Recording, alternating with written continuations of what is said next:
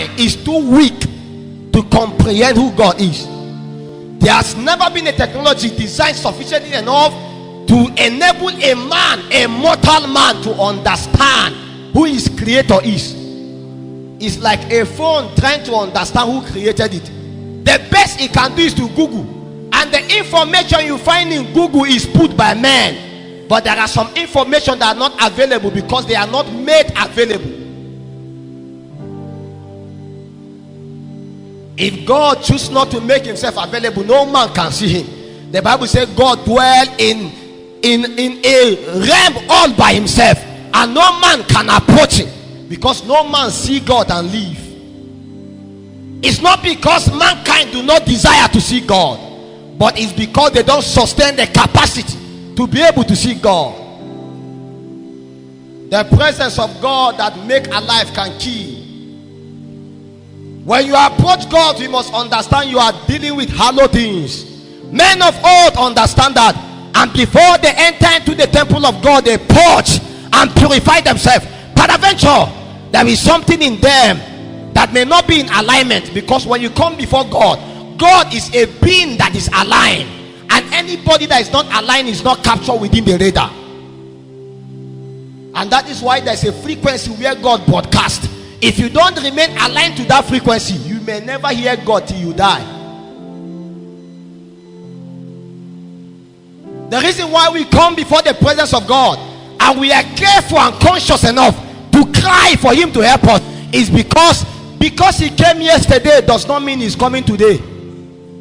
You may be so shocked that the God you knew yesterday is no longer with you today, because God is not a respecter of persons.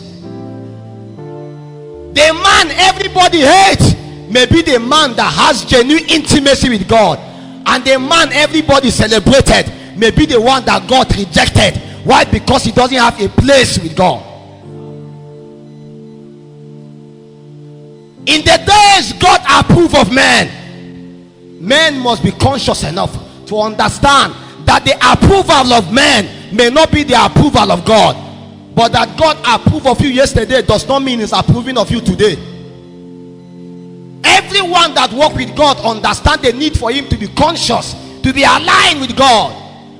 I don't care whether you used to be on fire for God. Are you on fire for God now? It doesn't matter whether you are ordained a bishop. What is the ordination speaking in your life right now? You can be up today, you are down tomorrow. No man remain up forever. No. Everything that go up must come down. It's the same way spiritual growth is irreversible. Only physical growth is not reversible. You can never become 2-year-old again. You can never become 3-year-old again. But in the realm of the spirit, a man that is 40 years can become 1 year. In fact, he can become 12 months. He can become 2 months. He can become 1 day. Some have even entered decadence. Paul speaking,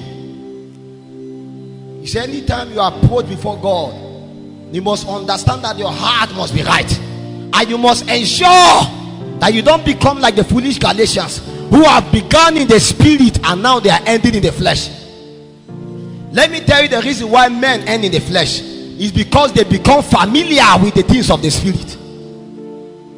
Men that do business with God in deeper waters are never familiar with God. It's only carnal men that have not seen every potency of the dimensions of God, and they look upon God. And anytime you come before the presence of God, you come as a big man. I was here, I was crying. I was asking God, what will I say? Because sometimes when you know too much, it becomes a challenge. The problem is not anything I will say. I need to be able to trust God to hijack my communication, to grant unto me utterance, that everything I will say can bless everybody here, including the 2-year-old. How do you think I will do that one?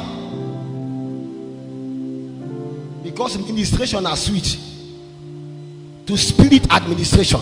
And if you cannot administer spirit and life unto people, you are wasting their time. So anytime you come into the presence of God, if you enter into the secret place, your cry is that, God, I'm here again. I know they're here with me yesterday, but I don't know whether you are here now. And And sometimes you may wait in vain for long, and God is trying your heart to see whether you are familiar. It is to this intent that men say, I will not let you go until you bless me.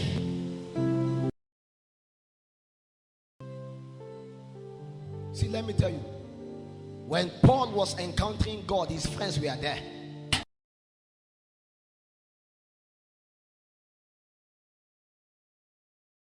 Many people are there. God loves us all, but let me tell you, he encountered those that are desperate, hungry, seeking and searching. And it doesn't matter your title. If you are not hungry, there will be no need for you to be supplied. He said, is anyone thirsty? Let him come. They were done eating, but he was asking, are you still thirsty? I don't know about you, but my hunger cannot be satisfied. Sometimes I'm done listening to a message, I add another one again. There is sleep in my eye, I say, no, I need another one. I need another one. I'm done reading chapter 1, I say, let me go to chapter 2. Let me go to chapter 3. Do you love the things of God? Do you value it? Or is it too familiar to you? If it is God you are looking for, sometimes two verses per day will not do you. When you are done reading verse 1, verse 2, the Holy Ghost will take you to verse 3, verse 4, verse 5, verse 6.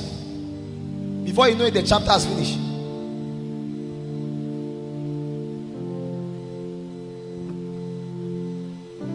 My friends, there is an urgency in the spirit. This race is not a sprint, it's a marathon. And anytime you want to do a marathon journey, you don't start so fast. Never. You go gradually. In fact, sometimes be moving like this. Let them take up. You know that the journey is far. And sometimes the men that begin, they don't really end.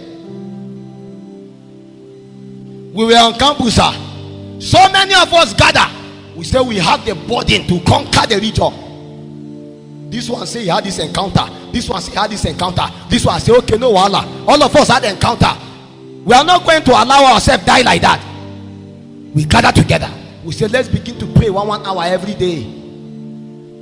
Let God change the land. We read about men like John Knox. We read about men like A.S. Alem. We read about men like John G. Lake.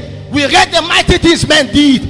And we say they have one life on the earth, and they live it as though they have 10. We must make our life count on earth. And all of us burn ourselves with an oath. We say we will not live, we will not die until we become living witness on the earth. When we gather, we began to pray. You will thought that just because your other friend that had